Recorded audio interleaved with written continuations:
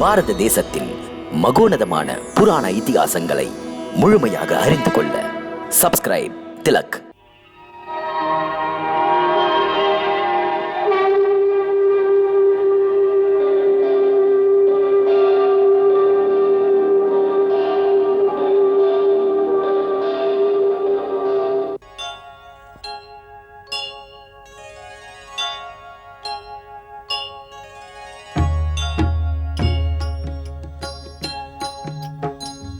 சீதாராமன் புனித கதை கேளீரே, மதுரம் மிகுந்த அனுபவம் பெற வாரீரே.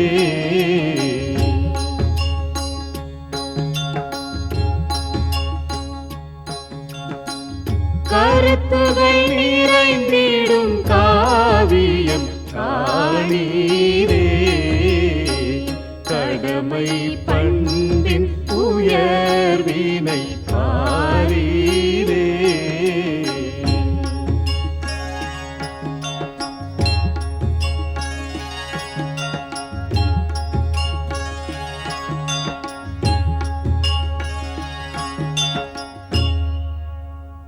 பாவம் அங்கதன், உன் தந்தையின் நண்பன் நான் இருக்க இப்படி ஒரு தொண்டு தொழில் உனக்கெதற்கு? நீ எனக்கு மைந்தனை போன்றவன். நீ பெற வேண்டிய ராஜ்யத்தை நான் பெற்றுத் தருகிறேன். அப்பனே, உன் தந்தைக்கு உரிமையானது உனக்கும் உரிமைதான். தகப்பன் இல்லை என்பதால் நீ தனிமகன் அல்ல. குமரிக் கொண்டிருக்கும் உள்ளத்து உணர்ச்சிகளுக்கு நான் வாழ்வு தருகிறேன். இப்போது நீ ராமனுக்கு நெருங்கியவன். அந்த வாய்ப்பினால் தனிமையிலே அவன் இருக்கும் பொழுது அவனை கொன்று அன்று உன் தந்தையை கொன்றதற்கு பழிவாங்கு. இதுதான் வீர மைந்தனுக்குள்ள கடமை.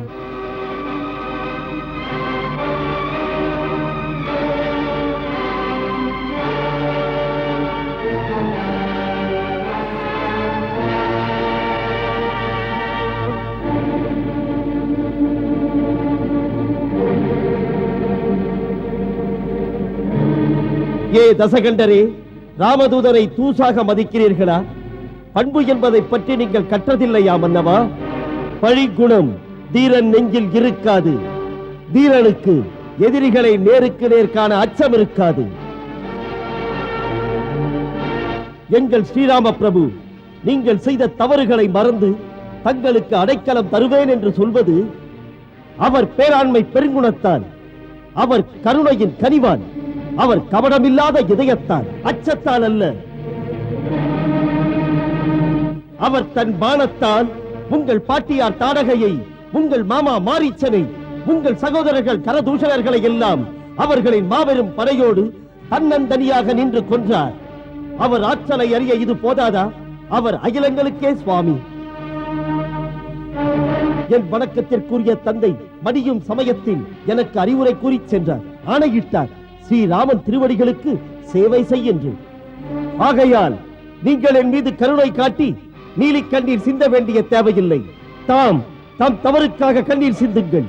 கௌரவம் தடுக்காதிருந்தால் ஸ்ரீராமனின் திருவடி தேடி சென்று தமது ஆட்சியை, ராட்சச இனத்தை கேட்டிலிருந்து மீட்டுக் கொள்ளுங்கள். நிறுத்து!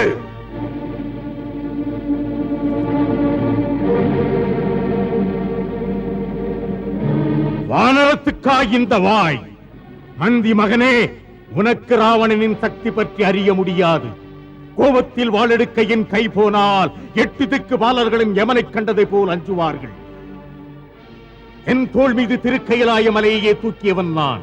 என் வலிமையை கண்டு வியந்து தேவர்கள், கந்தர்வர்கள், அனைத்து கணங்களும் பயத்தால் நடுநடுங்கி நிற்பார்கள். உன் படையிலே எனக்கு இணையாக யாராவது உண்டா? அந்த தீரனுடன் யுத்தம் புரிந்து ராவணன் ஆனந்தம் பெறுவேன். தாம் சொன்னது சரி. எங்கள் படையிலே அப்படி ஒரு வீரனே இல்லை. தாம் போராடத்தக்க மாவீரன். நீதி சொல்கிறது, மாவீரன், நேர்மையாளன், ஏமாற்றாதவன் இவர்களுடன் போராடி என்று. உங்களை போன்ற பாவி, காமுகன், மோசக்காரன், வேஷம் போடுகிறவன், மாற்றான் மனைவியை கடத்துகிறவன், இத்தகைய நெறிக்கட்டவனுடன் யுத்தம் செய்தால் பெருமை இல்லை என்று. வாயடக்கங்கதா!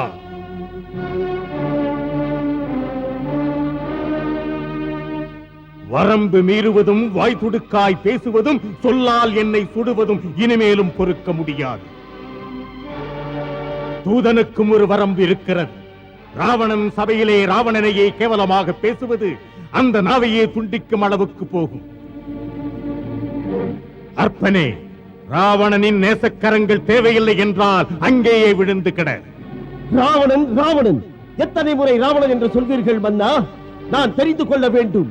இந்த பூமியில் எத்தனை ராவணன்கள் பாராயணம் செய்வது போல் உங்கள் பேராயணம் செய்து கொள்வதற்கு? மன்னா, நான் சொல்லப் போவதில் நீங்கள் எந்த ராவணன்? ஒரு ராவணன் நான் கேட்டவரை ராஜா வாலிக்கு நடுங்கி பாதாளத்தில் ஒடுங்கினான். அங்கே அவன் தாங்கொண்ணா துயரப்பட்டு மிக வருந்தினான். அப்போது என் தந்தை வாலிதான் அவனுக்காக இறங்கி விடுவித்தார். இன்னொரு ராவணனை பற்றியும் கேள்விப்பட்டேன். காத்த வீரியன் ஒரு ஜந்துவை போல் அந்த ராவணனை கையிலே பிடித்தார். அப்போது புலஸ்திய முனிவர் தான் அவனை விடுவித்தார். இன்னொரு ராட்சசனின் கதையை சொல்வதற்கே வெட்கக்கேடு. ஏனெனில் அந்த ராட்சசனை என் தந்தையார் சுருட்டி மடித்து கட்கத்திலே இடுக்கிக் கொண்டு தன் பூஜையை செய்து முடித்தார்.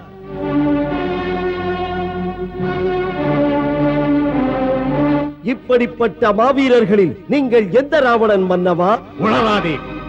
தசமுகனின் பலம் தெரியாதா? திறன்மிக்க நான் யார் என்று கைலாசமலையை நீ கேள். சாமகானம் பாடியவனை சிவபெருமானை கேட்டால் சொல்லுவார். இசை மீட்டவும் தெரியும், ரணகளத்திலே மோதி அடிக்கவும் தெரியும். ராவணன் மாளிகையில் அடங்கி கிடப்பவர்கள் அந்த நவக்கிரகங்கள். ராவணன் கண் சிவந்தால் திக்பாலர்கள் பேச்சடக்கி மூச்சடக்கி நிற்பார்கள். ஆணையிட்டால் என் எதிரிலே கைகட்டி நின்று வணங்குவார்கள். யமனையும் அஞ்ச வைக்கும் வல்லவன் ராவணன். என்னை எதிர்த்து நிற்க இந்த பூமியிலே எவனும் இல்லை. என்னையா விமர்சிக்கிறாய் வாலாட்டு மந்தியே? இந்த ராவணனின் முன்னால் நாடோடி ராமனின் சீர்பாடுகின்றாயா? வானரனின் சகாயத்தால் அந்த ஈனன் கடல் மீது பாலம் அமைத்தால் அதில் அவனுக்கு ஒரு புகழா? கடல் மீது பறவைகளும் பறக்கின்றன. அவைகள் இப்படி தம்பட்டம் அடித்துக் கொள்வதில்லை. களத்திலே முகம் காட்டும் துணிவிருந்ததென்றால் தூதி ஏன் அனுப்புகின்றார்? தூது வைத்து நீதி சொல்கிறான் கேடு கெட்டவன். மன்னா, நீதி கெட்டு கேடு கெட்டவன் நீங்கள். நடந்த கதைகளை மறந்து நீங்கள் மீண்டும் மீண்டும் சுயபுராணம் பாடுகிறீர்கள். ஏ லங்கேசா, என் ஸ்ரீராமன் தூதனுப்பியது சமாதானம் பேச அல்ல. ஸ்ரீ ரகுவீரர் நல்ல எண்ணத்தில் அனுப்பினார். சிறு நரியை கொல்வது சிங்கத்திற்கு அழகல்ல என்று நினைத்தார். அதனால் தான் உன்னிடம் கருணை காட்ட நினைத்தார். பாவம், நீங்கள் பரிவு காட்டத்தக்கவர் அல்ல. ஆம், ஸ்ரீராமனின் இறுதி எச்சரிக்கையை இப்போது சொல்கிறேன். அவர் சொன்ன மொழிகள். வேஷம் போட்டு மோசம் செய்த கோழையே, இலங்கையின் வாசலுக்கே வந்து விட்டேன். பிரம்மா தந்த வரத்தினால் கம்பீரம் குறையவில்லை. உச்சியிலிருந்து கீழே விட உரிய நேரம் வந்து விட்டது. ராவணனே, என் சீதையை என்னிடம் சேர்த்து என் காலில் நீ விடாவிட்டால் இந்த பூமியிலே உன் இனமே இல்லாமல் செய்து விடுவேன் என்றார். எந்த பலத்தின் நம்பிக்கையில் நீ சீதையை சரி செய்து கடத்தினாயோ அந்த நம்பிக்கையை இன்று போர்க்களத்திலே காட்டு. அமைச்சர்கள், பிள்ளைகள், உன் சொந்த பந்தங்களை நான் கூண்டோடு ஒழித்து விடுவேன். ஏனெனில் உன்னுடைய மதிக்கட்ட செயலால் அகில உலகமும் கசந்து போயிருக்கிறது. இந்த ராவணன் என்ற பாவப்பிறவி சாகும் சமயம் நெருங்கிவிட்டது. இன்னொரு வாய்ப்பு. உடனே ராமனின் திருவடியை நாடினால் நீ வாழலாம்.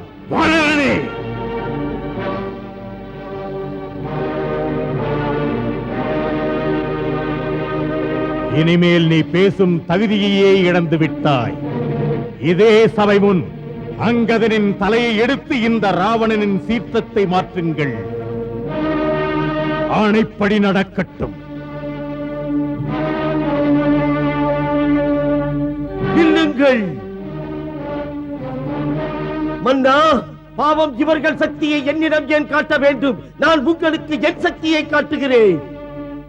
ஜெய் ஸ்ரீராம், ஜெய் ஸ்ரீராம்.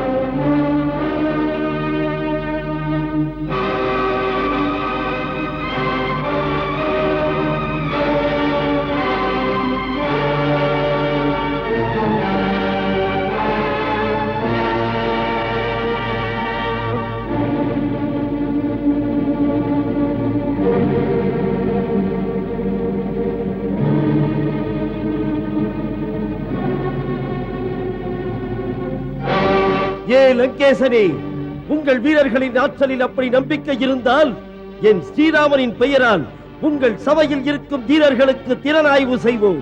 இந்த மந்தியின் காலை உங்கள் விந்தைமிகு சபையில் எடுத்து வைக்கிறேன். உங்கள் வீரனில் எவனாவது என் காலை அசைக்க முடியுமானால் என் ஸ்ரீராமனின் பெயரால் ஒரு உறுதி கூறுகிறேன், இதையே எங்கள் தோல்வியாக ஒப்புக்கொண்டு இந்த இலங்கையில் இருந்து திரும்பி விடுவோம். ஜெய் ஸ்ரீராம்.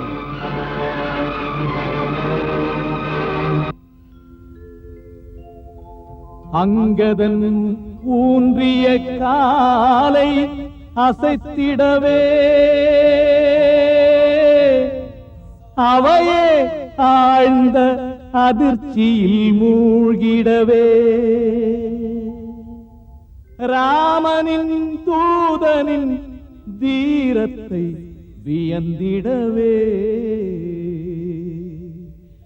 இலங்கையின் வேந்தன் ராவணன் வியர்த்திடவே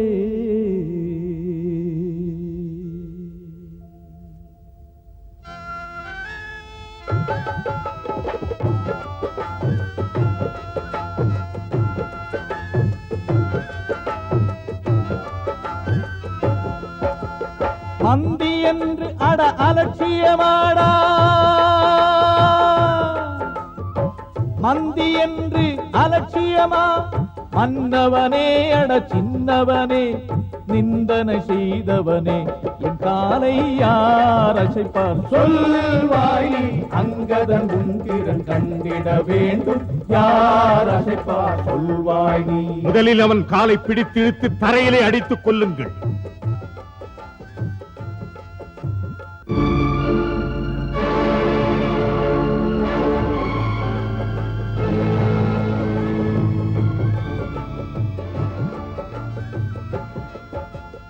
வல்லமை உள்ளவன் நீயா, வல்லமை உள்ளவன் வாடா வந்து காலை அசைத்திடடா, முடிந்தால் நீ முயன்று பார்த்திடடா, நீ போடா போடா. யார் அங்கதன் காலை அசைத்திடும் வீரன், யார் இங்கே வாயிங்கே.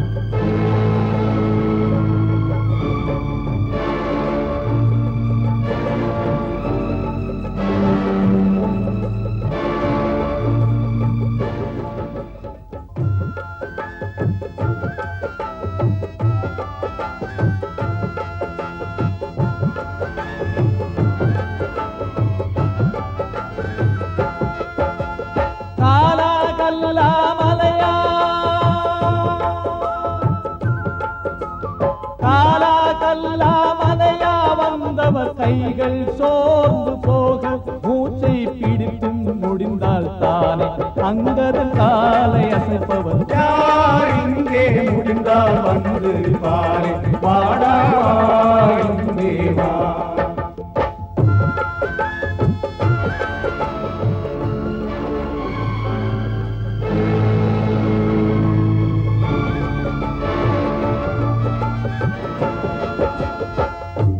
இந்திரஜித்தனே இங்கே இறங்கி வந்தானே அருகில் வந்து நின்று வியந்து விட்டானே இந்திரனை வென்ற என்னால் இது முடியாதா அங்கதனின் காலை என் கை அசைத்து விடாதா மூச்சடைத்தும் முகம் வியத்தும் ஆச்சரியம் என்னே மேகநாதன் சோகநாதன் ஆகும் நிலை என்னே தசமுக ராவணன் மகனே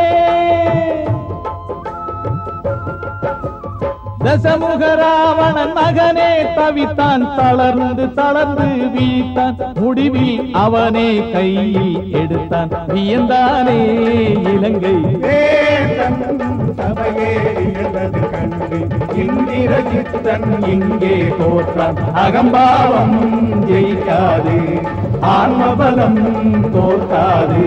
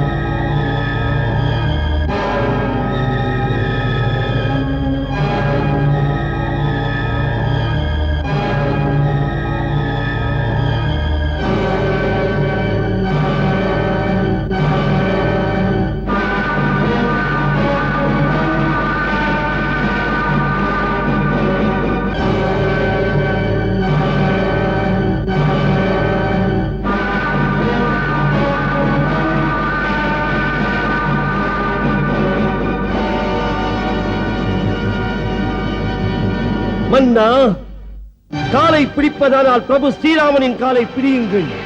அவர் காலை பிடித்தால் கடை தேர வழியுண்டு. என் காலை ஏன் பிடிக்கிறீர்கள்? என் பரீட்சை உங்கள் வீரர்களுக்குத்தான், உங்களுக்கு அல்ல. உங்களுக்கு மீண்டும் நான் சொல்கிறேன், ஸ்ரீராமனின் காலை பிடித்துக் கொள்ளுங்கள். உங்களுக்கு அதுதான் நல்லது. நாளை சூரியன் உதிக்கும் வரை நேரம் தருகிறேன். அதன் பிறகு லங்கை தலை நிமிர முடியாது.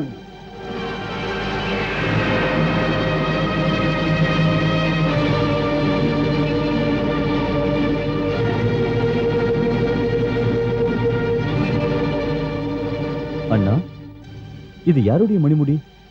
இது மன்னர் ராவணனுடையது. ராவணனுடையதா? ஆம். இந்திரஜித், பிடி அவனை! அர்ப்பணே, நில்!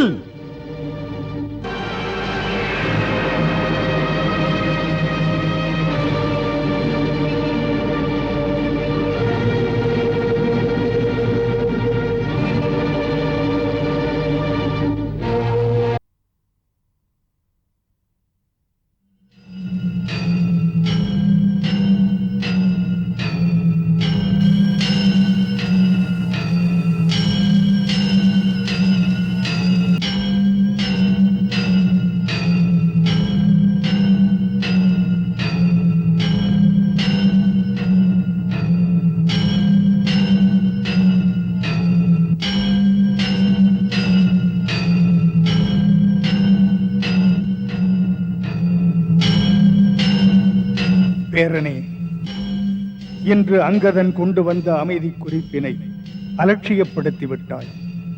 இன்னும் வாய்ப்பு உன் கையில் தான் இருக்கிறது. ஆழ்ந்து சிந்தித்தால் அமைதியின் பெருமை தெரியும்.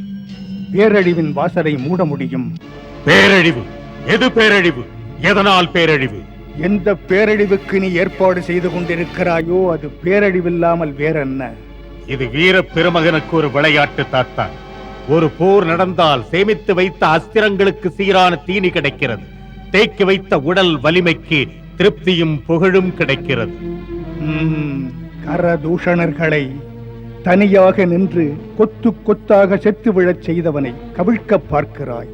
அவனை மோதி முடிக்க பார்ப்பது முடியாத ஒன்று லங்கேஸ்வரா. முடியாத ஒன்றை முடிப்பவன் ராவணன். நினைத்ததை முடிப்பேன், முடித்ததை நினைப்பேன். வீரனே, எல்லாம் அறிந்தவனே, குறுகிய வெறி உணர்வில் ஆத்திரப்பட்டு இப்படியெல்லாம் சொல்லுவது அறிவில் தெளிவு கொள். இன்று அமைதி குறிப்பு எதிரியின் பக்கமிருந்து வந்தது. அங்கதன் தந்த அமைதி குறிப்புக்கு பின்னணி தெரியுமா? சீதையை மரியாதையோடு அனுப்ப வேண்டுமாம். அனுப்பி வைப்பதிலே குறையென்ன மன்னனே? குறையா? குறைதான் எனக்கு. இந்திரனை தொட்டு நிற்கும் எனது வெற்றி கொடியை மண்ணுக்கும் கீழே பாதாளத்தில் இறக்குவதா? 8 திசைகள் கும்பிட கை குவிகிறது. கிரகங்கள் 9 என்னை கேட்டு எதையும் செய்கிறது. மிக்க மதியூகத்துடன் திட்டமிட்டு சீதையை கொண்டு வந்தேன். அங்கதன் வந்தான் என்று அச்சப்பட்டு அவளை அனுப்பி விடுவதா? அப்படி அனுப்பி வைத்தால் எனக்கு அவமானம் அல்லவா தாத்தா? பேரனே, இப்படி நீ இங்கே போருக்கு பொங்கி எழும்போது அகில உலகமும் ராமனிடத்தில் சேருகிறது. தேவர்கள், நாகர்கள், கந்தர்வர்கள், முனிவர்கள், நீ எத்தனைதான் பிரம்மா சிவசங்கரன் தந்த வரம் இருக்கிறது என்று நம்பிக்கையோடு இருந்தாலும் அவர்களும் நீ புரியும் செயல்கள் நேர்மை கெட்டதென்று ராமனின் வெற்றிக்கே செயல்படுகிறார் என்று. நீ வெற்றி திலகம்தான். ஆனாலும் நீ உன்னை சுய சிந்தனை செய்து பார்த்துக் கொள்ள தயங்குகிறாய் லங்கேசா. வேந்தே, பகவான் பிரம்மா தேவர் அசுரர் என்று 2 இனங்களை படைத்தார். தேவர்களின் பலம் தர்மங்கள், அசுரர்களின் பலம் அதர்மங்கள். முடிவிலே வெற்றி பெறுவது தர்மம்தான் ராவணா. நீ உன் வெற்றிக்காக சென்ற இடமெல்லாம் தர்மங்களை சீரழித்தாய், வன்முறையில் வாழ்கிறாய். நீ புரிந்த அதர்மங்கள் நேரம் பார்த்து போராக வந்திருக்கிறது. அங்கே ரிஷிகளின் தேவர்களின் தர்மங்கள் அவன் பக்கத்தில் துணை நிற்கின்றன. இந்த யுத்தம் வந்தால் வெற்றி அவன் பக்கமே. நான் தூசாகரனுக்கு வானர மானிடருக்கா வெற்றி? தாத்தா, அச்சம் ஏன் உங்களை ஆட்டுவிக்கிறது? யாரை கேவலமாக பேசுகிறாயோ அவர்கள் எந்தெந்த தேவர்களின் அம்சம் என்று தெரியாமல் இருக்கிறாய். அவர் அணியில் இருப்போர் ஸ்வேதன் ஜோதிமுகன் பகவான் சூரியனின் மைந்தர்கள். யமன் வருணன் மகன், நலன் விஸ்வகர்மா மகன். அந்த வலிமை மிக்க மாவீரருடன் வசு மைந்தர்கள், இணையற்ற வீரர்கள். இளவரசன் அங்கதன் என்று சபையிலே நின்றானே, அவன் தேவராஜன் இந்திரனின் பேரன். மகாவீரர் மைந்தன் துவிதன், இருவரும் அஸ்வினி குமாரர் மைந்தர்கள். இந்த இருவரும் பிரம்மாவின் ஆணைக்கிணங்க அமுதம் அருந்தியவர்கள். அவர் அமரர். ரிக்ஷராஜன் ஜாம்பவான், நீ துரும்பாக நினைக்கும் அவர் பிரம்மாவின் மைந்தன், வல்லவனுக்கு வல்லவர். அவரின் வாழ்வும் வரலாறும் உனக்கு தெரியாது. அவர் தேவாசுர போரிலே இந்திரனுக்கு பேர் உதவி செய்திருக்கிறார். அமுதம் கடையும் சமயத்திலும் அவர் செயல்பட்டார். லங்கேஷா, இவர்களில் ஒவ்வொருவரும் தனியாக லங்கையை அழித்து விட முடியும்.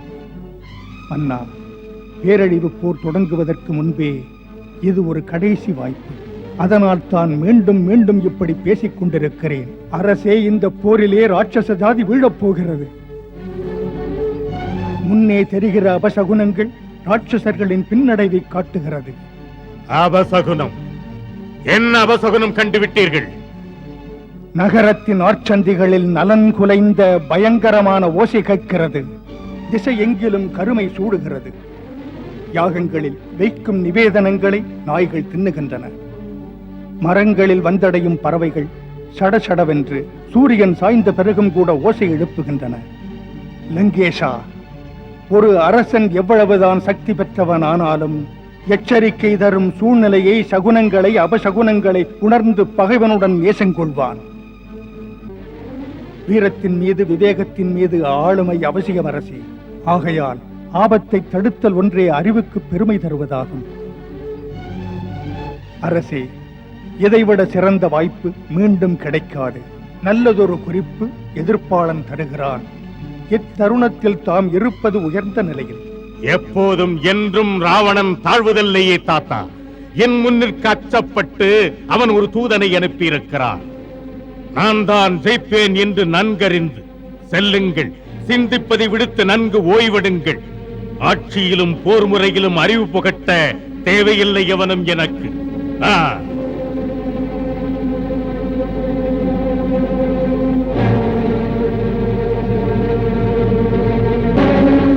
நல்லது. விதி போல் வாழ்வு.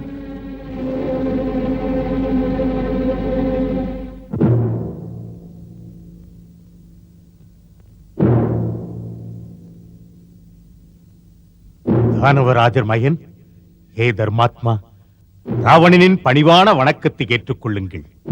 சிரஞ்சீவியாக இரு, சிறப்போடு இரு. நான் தங்களுக்கு மிகவும் கடன்பட்டிருக்கிறேன். நான் மட்டுமா, இலங்கையின் பெண்டு பிள்ளைகள் தமது படைப்பாற்றலை வணங்குகிறார்கள். தரிகட்ட வானரம் ஒன்று வந்து எழில் பொங்கும் லங்காபுரியிலே தீயிட்டு நாசம் புரிந்ததை நீங்கள் புனரமைத்து தந்தீர்கள். முன்பிருந்த பொலிவையும் சேர்த்து பொன்னிலங்கை மீண்டும் அமைந்தது. இலங்கையின் புனரமைப்பு காலங்களை கடந்தும் இருக்க வேண்டும். அதைத்தான் இங்கே சொல்வதற்கு மன்னா உங்கள் வாசல் தேடி வந்து நிற்கிறேன். இலங்கை கரசன் தமது அன்பினை வேண்டுகிறான். தானவராஜனே, தாம் என்னை எதுவும் கேட்டு பெறலாம். இப்போது நான் மன்னன் அல்ல, என் மகளின் தந்தை. என் மாப்பிள்ளையிடம் கையேந்தி கேட்க வந்தேன். மகளின் தந்தை கன்னியை தானம் செய்தவர். மாப்பிள்ளையின் வாசலில் நின்று தானம் கேட்கக்கூடாது. இது வேண்டும் என்று கேட்க வேண்டும். அதுதான் உறவுக்கே அழகு. மகளின் நலனைத்தான் கேட்பேன். மகளின் சுபமங்கலம் கேள்விக்குறியானாலும் நான் பெண்ணை கொடுத்தவன் இலங்கேஸ்வரா. அவளின் பசுமை கலையக்கூடாது. லங்கேஸ்வரரின் மகாராணியை பற்றிய கவலை தமக்கு என்றுமே தேவையில்லை. என்று அவளை என் மனைவியாக தந்தீர்களோ அன்றே அவள் பசுமையும் வளமையும் நிரந்தரம். என் மண்டோதரியின் நலமான வாழ்வு தம் பொறுப்பல்ல, இந்த மன்னவன் பொறுப்பு. திறமை மிக்கதோர் படைத்தலைவரே, இலங்கை கரசே, இப்போது வந்தது என் செல்விக்காக மட்டுமல்ல. மகரிஷி புலஸ்தியரின் பொன்னான வம்சம் விசுரவசுவின் செல்வனின் நல்வாழ்வு பிரச்சனைக்காக. எதை சொல்ல வந்தீர்களோ அதை நேரடியாக சொல்லுங்கள். சுற்றி வளைத்து என்னை வளைத்தால் அதை கேட்க எனக்கு நேரமில்லை. அரசே, வயதில் முதிர்ந்தவன் உங்களை கரங்குவித்து பணிந்து கேட்கிறேன். சீதை எனும் நெருப்பை இங்கே வைத்திருக்காதீர்கள். ஏன்? எதனால்? எதற்காக? நாடிலிருந்து வனத்திலே திரிந்து கொண்டிருந்தவன் வால்குரங்குகளோடு அச்சுறுத்துகிறான். நான் வளைந்து கொடுப்பதா? உங்களுக்கு அவர் யார் என்பதும் ஏன் வந்தார் என்பதும் தெரியுமா? தாம் அறிந்திருப்பீர்களே, தாம் தெரிந்து வைத்திருப்பீர்களே அவனை. ஆம், எனது உள்ளுணர்வு சொல்கிறது.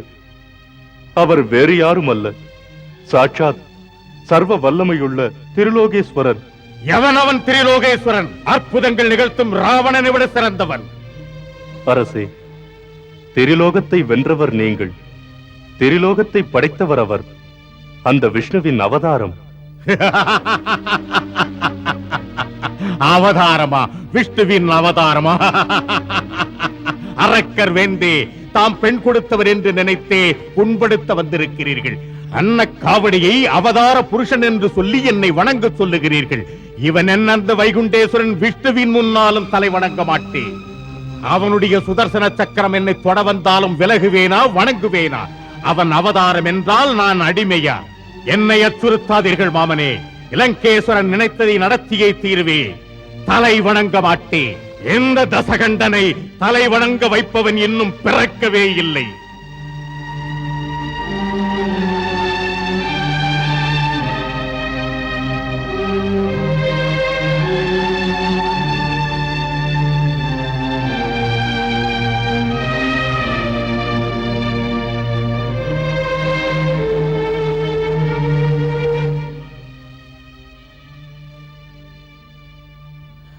மகனே, என் செல்வனே, தவம் செய்ய போவதற்கு முன்பு உன் வணக்கத்திற்குரிய தந்தையார் சொல்லிப் போனது இன்றும் ஒலிக்கின்றது. அதை நினைவுபடுத்துகிறேன். பெரியோர்கள் சொல்வது தெய்வ மொழி போன்றது. உணர்வது நல்லது. நன்மை கருதி அன்போடு சொன்னதை மறுத்து விடுவது அழகல்ல. மாதா, ராவணன் இன்று பிறந்த சின்னம் சிறு குழந்தை அல்ல. பெரியவர்கள் கையை பிடித்து செல்லுகின்ற இளம் சிறுவனும் அல்ல. பள்ளியிலே அமர்ந்து குருவிடம் பாடம் கேட்கும் ஒரு மாணவனும் அல்ல. தன்னை பற்றிய நல்லது கெட்டது அறிந்தவன் தான் தாம் பெற்ற மகன். இது உன்னுடைய அகந்தையடா மகனே. மாதா, தாம் என்னை பெற்றெடுத்தீர்கள். பிறந்த பின் என்னை உருவாக்கிக் கொண்டவன் இந்த ராவணன். சுயம்பு இந்த ராவணன். எவனுக்கும் இவன் இளைத்தவன் அல்ல. என் திறமை, என் பெருமை, நம்பிக்கையில் வாழ்பவன். வாழ்வை அமைப்பது என் மதி. தமக்கு என்னை பற்றிய கவலை அணுவளவும் தேவையில்லை மாதா.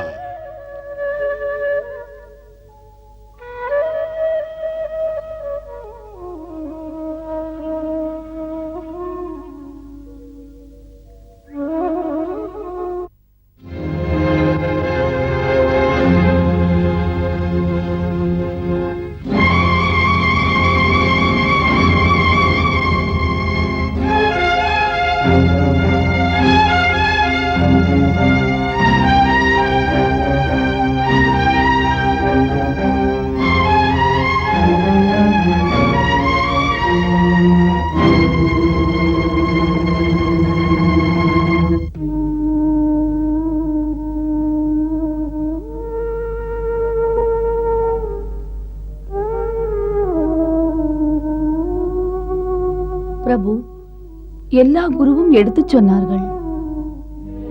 உங்கள் மாமா, உங்கள் மாதா, உங்கள் மாமனார் எல்லோரும் எடுத்துச் சொன்னார்கள். அவர்கள் சொன்னார்கள் என்று நான் ராமனின் காலில் விழ வேண்டுமா? அவர்கள் சொன்னதை நீ நினைவுபடுத்தினால் நான் உனக்கு சொல்லும் ஒரே பதில், அது நடக்காது, நடக்காது, என்றுமே நடக்கப் போவதில்லை. ராவணன் சீதையை தன் ராணியாக்கிக் கொள்வான், திருப்பி அனுப்ப மாட்டான். மன்னா, சீதை ஒப்புக்கொள்ள வேண்டுமே. மறுத்தாலும் விடமாட்டேன். ராவணனின் இஷ்டத்தை தூக்கி எறிவது தேவர்களுக்கும் கூட முடியாத ஒன்று. அந்த பேதை சீதை என்ன? மாமன்னா, தமது ஆற்றலால் தேவர், தானவர், மானிடர், யமன், குபேரன், திக்பாலர் அவர்களெல்லாம் என்ன ஆட்டி படைக்கும் காலத்தையும் கூட உங்கள் கரங்கள் வென்றுவிடும். மன்னா, நற்குல நங்கை ஒருத்தியின் மனதை மட்டும் வெல்ல இயலாது. நங்கையரின் இதயத்தில் கருணை, தாய்மை என்றும் கடலாக நிறைந்திருக்கிறது. அது மென்மையிலே ஒரு புது மலரை போன்றது. பண்பிலும் தன் தனித்தன்மையை காப்பதிலும் அவள் இமயத்தை போன்று நிலையாக நிற்பவள். மலையை கூட நீங்கள் நினைத்தால் உடைக்க முடியும். மன்னா, நங்கையரின் இதயத்தை பயமுறுத்தி பணிய வைப்பதாலோ அடித்து துன்புறுத்துவதாலோ மாற்றிவிட முடியாது. மனதுக்கு பிடிக்காத பாதையிலே திருப்ப முடியாது. ராவணன் கூட இமயத்தை போல நிலையானவன். அவனை நங்கையர் என்ன, நங்கையரை படைத்தவரும் அசைக்க முடியாது. சீதை ராவணனின் இதய சிம்மாசனத்தில் இருப்பாள் அல்லது சீதையில் இருப்பாள். மன்னவா, இது பிடிவாதத்திற்குரிய நேரம் அல்ல. அங்கதன் இங்கு செய்ததை நீங்கள் மறந்தீர்களா? சிந்திப்பதிலே ஒரு தவறும் இல்லை. இந்த நீண்ட இரவை நாம் தவற விட்டோமானால் வாழுகின்ற லங்கை வீழ்ந்த லங்கையாக வரலாற்றில் குறிக்கப்படும். இன்று தம் கைக்குள் இந்த இலங்கையின் எதிர்கால வாழ்வு மண்ணுக்குள் புதையாமல் காக்கும் விசை இருக்கிறது. ராட்சச ஜாதிக்கு நெருங்கி வரும் பீடையை தாம் போக்குங்கள் அரசே. மெய்யான நேசத்தை நிலைநாட்ட நாடி வரும் ராமனின் நேசக்கரங்களை உதராதீர்கள் அரசே. மகாராணி மண்டோதரி, அந்த முதியோரும் பெரியோரும் ஏதோ சொல்லி உன்னை பேச வைத்திருக்கிறார்கள். அவர்களிடம் உனக்குள்ள அச்சத்தினால் நீ என்னிடம் என்ன பேசுகிறாய் என்பதையே உணராமல் பேசுகிறாய். ஆட்சியை பறிகொடுத்து காட்டிலே திரிந்தவன் காலடியில் போய் விழுந்து ராவணன் மன்னிப்பு கேட்க வேண்டுமா? ராவணனா? எந்த ராவணன்? மூவுலகங்களையும் வெற்றி கொண்ட ராவணனா? எந்த ராவணன்? இந்த பூமியை என்ன, சிவபெருமானுடன் கைலாய மலையை தன் தோளில் தூக்கி தாங்கிக் கொண்டானே, அந்த ராவணனையா? நவகிரகங்களை தன் சபையிலே கைகட்டி நிற்க வைத்தானே, அந்த ராவணனையா ஒரு கேடுகட்ட மானிடன் காலில் போய் விழச் சொல்லுகிறாய்? இல்லை, வனம் போன ராவணனை சொல்கிறேன். ஒரு கோட்டை தாண்ட முடியாத ராவணனை. உங்கள் கணக்கில் வனத்தில் திரிகின்றவனின் தம்பி தன் அம்பினால் கிழித்த கோட்டை தாண்டாத அரசனே. மறந்துவிட்ட ராவணனை சொல்கிறேன். இந்த அகந்தை இனி தங்களுக்கு உகந்ததல்ல. மண்டோதரி! ஆம் சுவாமி, நான் இப்போதும் உங்கள் விழிகளை மறைத்துக் கொண்டிருக்கும் ஆணவம் என்ற திரையை நீக்கி நம்மை சுற்றி நடக்கின்ற உண்மையை காட்டாவிட்டால் உங்கள் மனைவி என்ற கடமையில் இருந்து தவறியவளாவேன். ஒரு மனைவிக்கு இது தலையாய கடமை.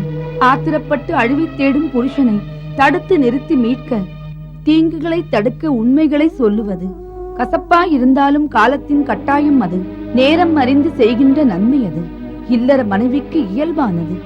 மனைவியை விட ஒரு நண்பன் ஒருவரும் இல்லை அரசே. நானும் உன்னை ஒரு நண்பனாக நினைத்துத்தான் இங்கு வந்தேன். முன்பட்ட மனதிற்கு நீ இதமொழிகள் சொல்லுவாய் என்று. உன்னை கிளறுகிறாயே தவிர இதமொழி இல்லை.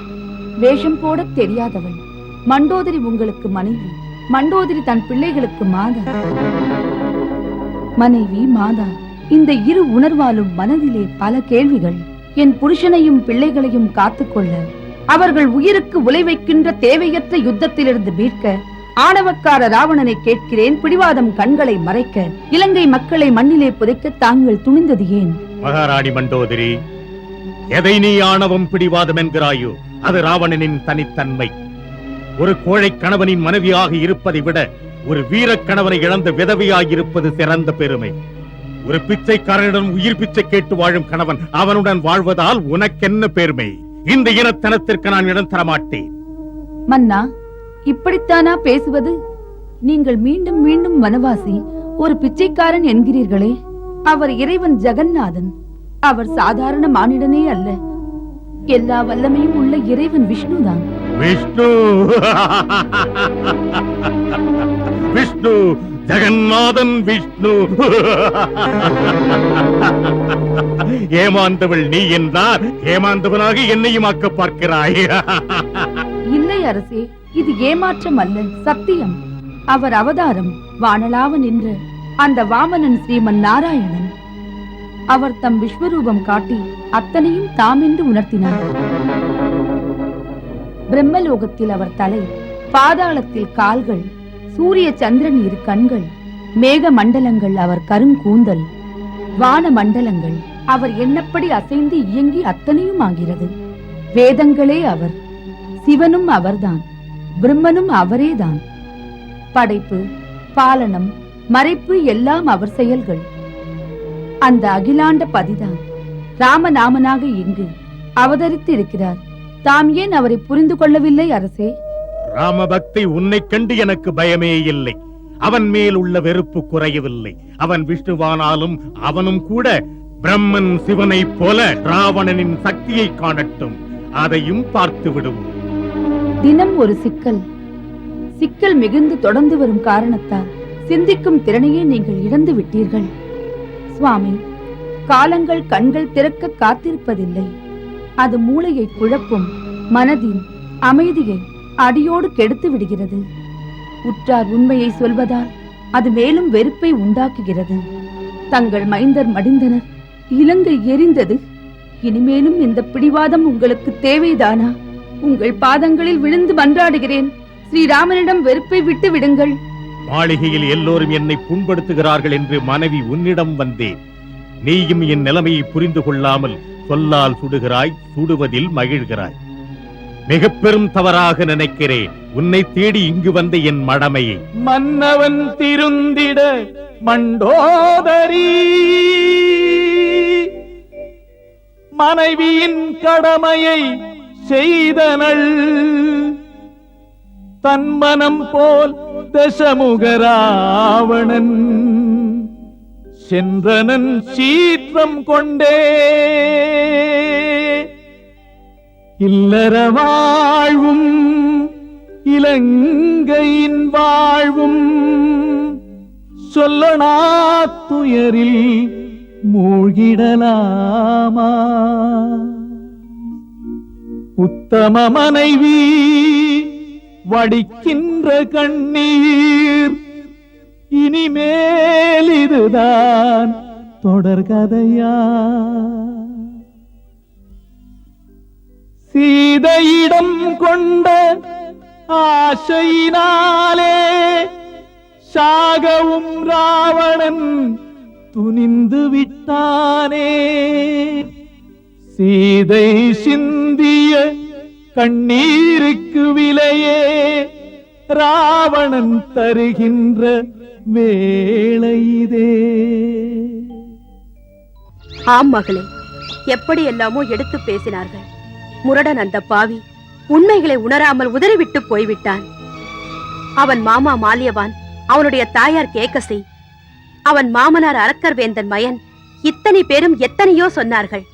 அந்த சீத்தைக்காக இலங்கையை இழந்து விடாதே என்றனர். அவன் அந்த பேச்சுக்களை கேட்டால்தானே பிடிவாதமாக சீதையை விடமாட்டேன் என்று சொல்கிறான். அவன் அடம் பிடிக்கிறான்.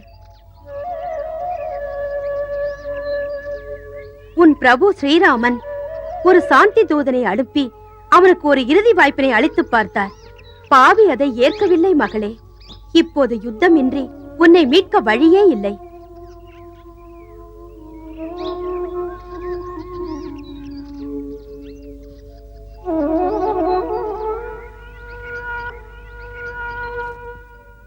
முழுமையாக நம்புகிறேன். இன்றிரவு ராவணனின் உறவினர் அவனை நல்வழிப்படுத்த முயல்வார்கள். இளவரசன் அங்கதன் இரவு முழுவதும் சிந்திக்க நேரம் கொடுத்திருக்கிறான். ஒரே இரவில் சரித்திரங்களே மாறிவிடலாம். அந்த கொடுமைக்காரனுக்கு சிந்திக்கும் குணம் உண்டா? இருக்காது என்று எப்படி சொல்ல? மன்னர் விபீஷ்ணரின் ஒற்றர் தந்த செய்திப்படி மாதா கேகசி, மாமா மால்யவான் தவிர அவனுடைய மாமனார் அரக்கர்வேந்தன் மயனும் கூட யுத்தம் கூடாது என்று புத்தி சொல்லி இருக்கிறார்.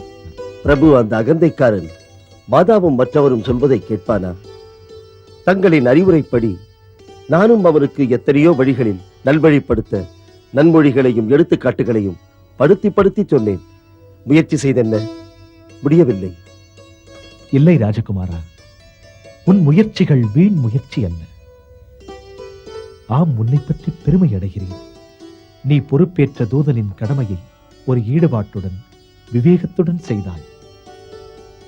சரித்திரத்தில் நீ புரிந்த முயற்சி குறித்து நன்கு எழுதுவார்கள். இதை ஒரு உதாரணமாக ராஜதூதர்கள் எப்போதும் பாராட்டி பேசி குறிப்பிடுவார்கள். திறமையை நன்கு வெளிப்படுத்தி இருக்கிறாய் இளவரசி. தன்னம்பிக்கையுடன் நின்று நன்னம்பிக்கை இல்லாதவன் மணிமுடியை உன் காலில் விழ வைத்தாய். வீரனே, ராவணன் எழுந்ததும் ஏன் ஓடி வந்தாய்? ஏன் வீசி எறிந்தாய் ராவணனின் முகத்தை? வீசி எறிந்தாலும் மகுடம் விழுந்தது பிரபுவின் திருவடியில்தானே. ஏன் இளவரசி? இதற்கு பதில் என்ன? ராவணனின் தலையின் சோபை, அந்த ராஜமுகுடம் எப்படி உன் கைக்கு வந்தது? ராவணன் சபையிலிருந்து லங்கேசன் முகடத்தை எடுத்து பிரபுவின் திருவடிகளில் அர்ப்பணித்தாயே. ஏ வீரலட்சுமணரே, ராவணனின் தலையிலிருந்து மகுடத்தை எடுக்க நான் யார்? இது ஸ்ரீராம பிரபுவே அன்றே அவருடைய கையால் எடுத்து விட்டாரே. அன்றே மன்னர் விபீஷணரை லங்கேசனாக்கி மன்னர் விபீஷணரை லங்காதிபதி என்பதாக ராஜ்யாபிஷேகம் செய்தாரே. அற்புதம், அற்புதம் இளவரசன் அங்கதனே. எத்தனை விவேகமான பதில். அன்பு, ஈகை, அறம், வீரம், இந்த நான்கும் அரசனுக்கு சோவை தருகிறது. அதை குறிப்பிட மணிமகுடத்தை அணிந்து அரசன் தனது ஆட்சியை நடத்துகின்றார். ஆனால் ராவணன் அநீதி வழி சென்று தனக்காக இந்த 4 குணங்களையும் விட்டுவிட்டார். ஆகையால் ஹே ராமபிரபு, ராவணனுக்கு தகுதியில்லாத மகுடம் தங்கள் திருவடிப்பட்டதால் இதை அணிந்து கொள்ளும் தகுதியை தாம் விபீஷணருக்கு பரிந்தளித்தீர்கள். அங்கதன் சரியாக சொன்னான் பிரபு. இனி ராவணனின் தலை நீங்கள் விடும் பானத்தை தாங்குவதற்குத்தான் தகுதியுடையது. ஹே தயாநிதியே, அவன் விதி தங்களுடைய கருணையை ஏற்காமல் செய்துவிட்டது. அவனுடைய அழிவை யார் தடுக்க முடியும்? முடியும். ஏதோ நற்பலன் விளைவாக மனம் அவனுக்கு மாறி அந்த ராவணன் நமது எண்ணத்தை புரிந்து கொள்ளலாம் அல்லவா? ஏனோ மனதில் சில எண்ணங்கள் ஏதோ ஒரு பிறவியில் என் பக்திமிக்க தொண்டனாக இருந்திருக்கிறான். அவன் மீது என் அந்தரங்கமே அவன் புரிந்த பிழைகளை மன்னித்துவிடு என்று சொல்கிறது.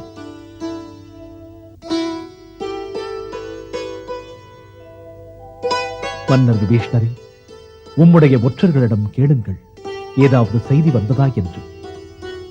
அந்த ராவணன் என்ன நினைக்கிறான்? ரகுகுல மாமணி பிரபு ராமருக்கு வெற்றி. என்ன செய்தி வந்தது? பிரபு, மன்னர் ராவணன் எல்லா அறிவுரைகளையும் உதறிவிட்டார். ஓய்வெடுத்துக் கொள்ள பள்ளியறைக்கு சென்று விட்டார். இதன் அர்த்தம் யுத்தம். யுத்தமா? பிரபு, தேவகுலம் எல்லாம் இத்தனை நாளாக எதிர்பார்த்தது அதர்மங்களை நீங்கள் அழித்து தர்மங்களை நிலைநாட்ட. ஸ்ரீராமனுக்கே வெற்றி பிரபு, ஸ்ரீராமனுக்கே வெற்றி. இறுதியில் யுத்தம் என்பது வந்துவிட்டது. பிரபு, உங்களுக்கு வெற்றி, வெற்றி. துன்பங்களை நீக்குவதற்கு அதற்காக பகவான் தரணியிலே அவதரித்தார். நம்முடைய வேதனைகளை தீர்ப்பதற்கு இறைவன் யுத்தம் செய்ய சொல்கிறார். எல்லோரும் அவரவர் ஆற்றலுக்கு இணங்க அவருக்கு உதவுங்கள்.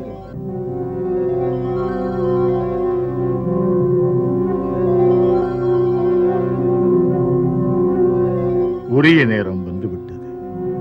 கலியுகத்தில் எப்போதெல்லாம் அதர்மமும் ஆதிக்க சக்தியும் தலை தூக்குகிறதோ, இந்த உலகத்திலே நியாயம், தர்மம், நீதியெல்லாம் தடுமாறுகிறது.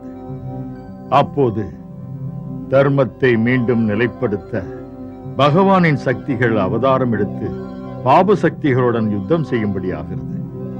இன்று அப்படி ஒரு தருணம் வந்துவிட்டது. இன்று உலகில் உள்ள உத்தமர்களெல்லாம் ஒருங்கிணைந்து அவரவர் பங்கேற்பினை வழங்கி தர்மம் காக்கும் படையை வலுப்படுத்த வேண்டும். ஆகையால் இன்றிலிருந்து நாம் மனக்கண்களால் யுத்த பூமியை கண்காணித்து வர வேண்டியது. நமது தனிமை பாதிக்கக்கூடாது.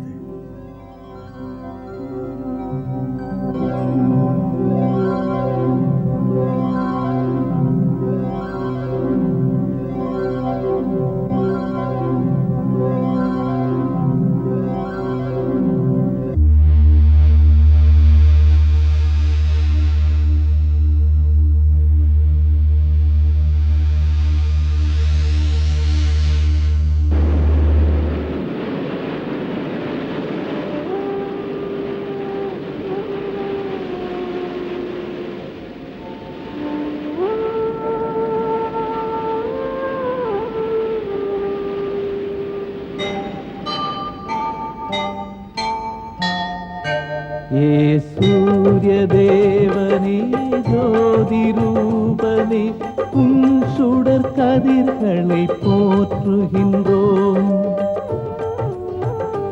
ஏ உயிரின் உயிரே, ஒளியின் ஒளியே, உன் ஒளியின்றி உயிர்களில்லை. ஆழ்கடலின் நீரை மேகத்தில் சுமந்து பூமியில் பொழியும் கருணை நீ. ஏ சூரிய வம்சத்தின் மூலநாதனே, உன் திருவொளியை போற்றுகின்றோம். ஏ சூரிய வம்சத்தின் மூலநாதனே, உன் திருவொளியை போற்றுகின்றோம்.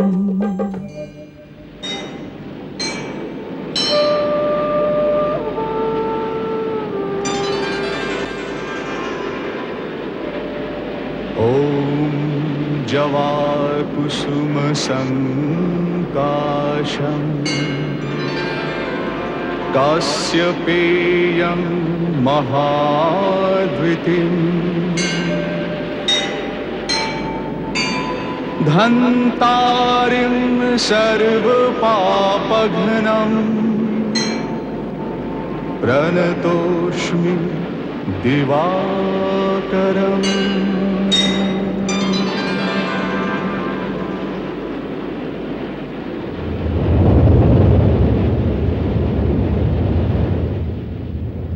ஏ சூரிய பகவானே, வாழ்த்தி அருளுங்கள் எளியேனே.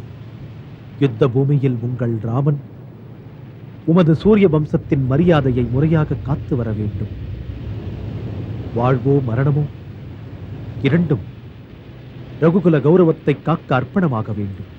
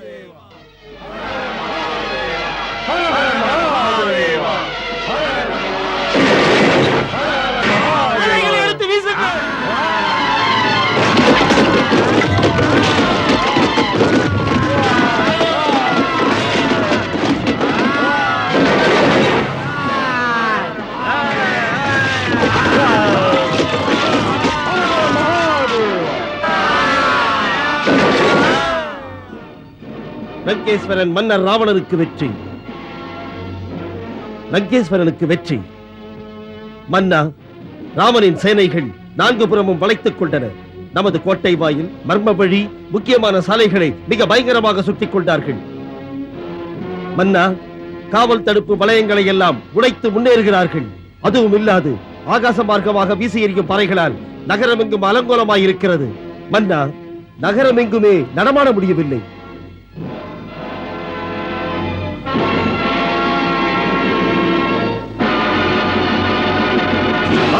மகாதேவா, ஹர மகாதேவா, மகாதேவா, ஹர ஹர மகாதேவா, ஹர ஹர மகாதேவா, ஹர மகாதேவா, ஹர ஹர மகாதேவா, ஹர ஹர மகாதேவா, ஹர ஹர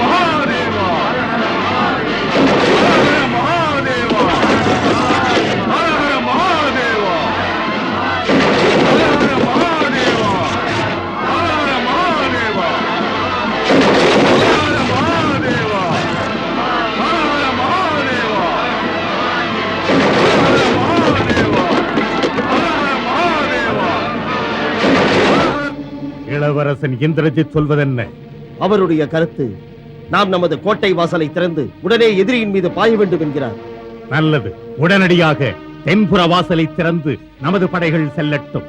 தங்கள் வீரர்களை காப்பதற்காக மூடர்கள் ஓடிவிடுவார்கள். அப்போது மின்னல் போல பாய்ந்து பிரகஸ்தன் எதிரி படைகளை தூளாக்குவார். மன்னா, இளவரசர் இந்திரஜித் கூட இதையேதான் சொன்னார். செல்லுங்கள், எக்கால முழங்கட்டும்.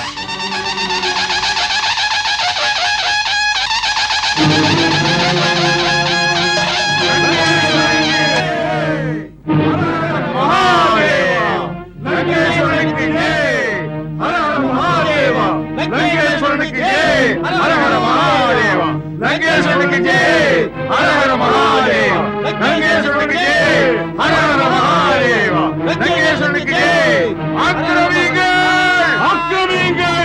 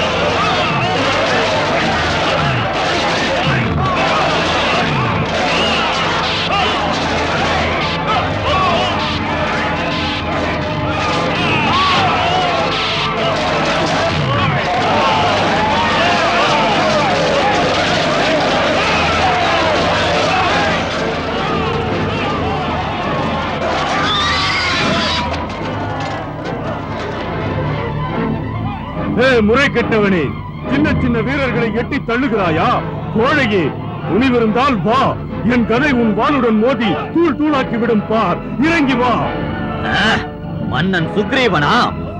எதிர்பார்த்துக் கொண்டிருந்தேன். இறங்கி வருகிறேன், உன்னை ஒரு பிடி பிடிக்கிறேன். சுக்ரீவா, என் வாழ் சுழன்றால் உன் உடலிலே அழகான தலை இருக்காது. நிறுத்து, இறங்கி வா. வந்தால் நீ இறந்து விடுவாய். பேசி பேசி நேரம் கடத்தாதே. யுத்தம் செய், யுத்தம். வஜ்ர முஷ்டியிடம் அடிபடுவது என்பது இந்திரனின் வஜ்ராயுத அடியை விட பலமானது. பார்க்கலாம், இறங்கி வந்து பேசு.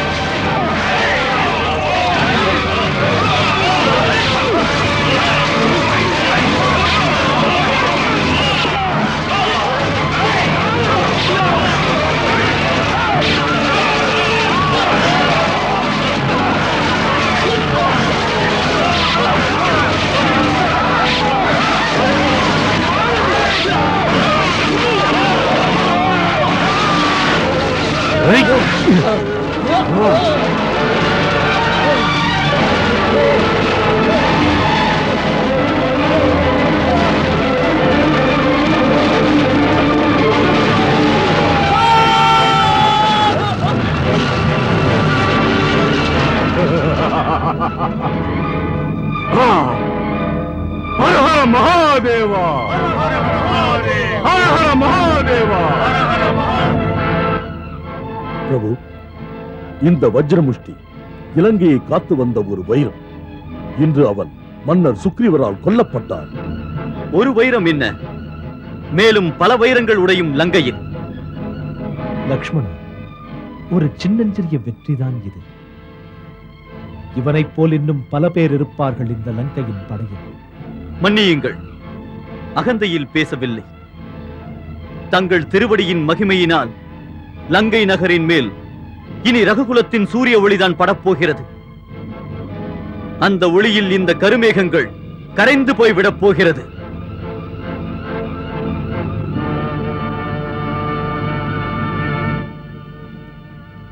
மன்னருக்கு வெற்றி. துணை சேனை தலைவா, என்ன செய்தி கொண்டு வந்தாய்? சேனை தலைவர் வஜ்ரமுஷ்டி போர்க்களத்தில் வீரம் வளைத்து எதிர்ப்படைகளை சிதறடிக்கும் போது வீர சொர்க்கம் சேர்ந்து விட்டார் மன்னா. என்ன?